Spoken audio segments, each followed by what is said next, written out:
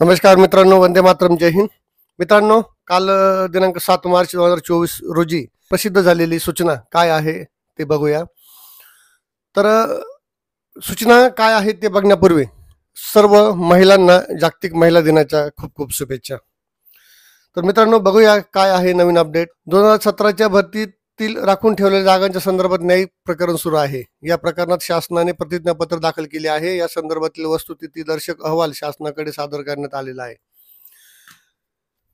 तक्रार निवारण व दुरुस्ती समितीकडे प्राप्त झालेल्या अर्जांची छाननी करण्याची प्रक्रिया सुरू आहे. यामध्ये उचित निर्णय घेऊन संबंधितांना कळवले जाईल. प्राप्त ईमेलवर जलद गतीने कार्यवाही होण्याच्या दृष्टीने पुढील प्रमाणे सुधारणा करण्यात येत आहे. म्हणजे आता पूर्वीचा जो ईमेल होता तो ईमेल बदललेला आहे. तक्रार निवारण व दुरुस्ती समितीकडे विहित नमुन्यात तक्रार करण्यासाठी यापुढे पवित्र 2022 grcc@gmail.com या ईमेल ॲड्रेसचा वापर करावा. या ईमेल ॲड्रेसवर विहित नमुन्यातील अर्ज व त्याला व्यवस्थितरित्या स्कॅन केलेले पुरावे जोडले असतील तर त्यावर नियमाप्रमाणे कार्यवाही करून संबंधितास कळवले जाईल. या ईमेल ॲड्रेसवर अन्य कोणतेही ईमेल पाठवू नये. त्यानंतर ज्यांनी यापूर्वी अर्ज सादर केलेले आहेत त्यांनी पुन्हा पवित्र 2022 grcc@gmail.com या ईमेलवर पाठवू नये. पूर्वी पाठवलेले अर्ज विचारात घेतले जात आहेत.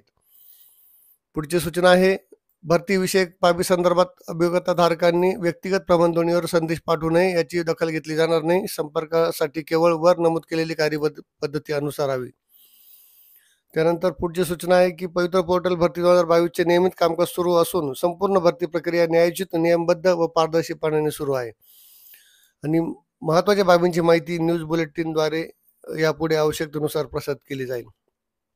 तर मित्रांनो, आजच्या सूचनेमध्ये काही विशेष नाही आहे दखल घेण्यासारखं. फक्त ईमेल ॲड्रेस जो आहे तो चेंज केलेला आहे. तर इथून पुढे जर काही उमेदवारांना आपल्या शंका असतील, काही ऑब्जेक्शन्स असतील किंवा कुठल्याही प्रकारचं जर पत्रावर करायचं असेल तर तो पवित्र 2022 grcc@gmail.com या नवीन ईमेल ॲड्रेसवर करायचा आहे. तर मित्रांनो, भेटूया लवकरच पुढच्या व्हिडिओमध्ये पुढच्या नवीन अपडेटसह. तोपर्यंत नमस्कार आणि सर्व महिलांना पुन्हा एकदा जागतिक महिला दिनाच्या खूप खूप शुभेच्छा. धन्यवाद.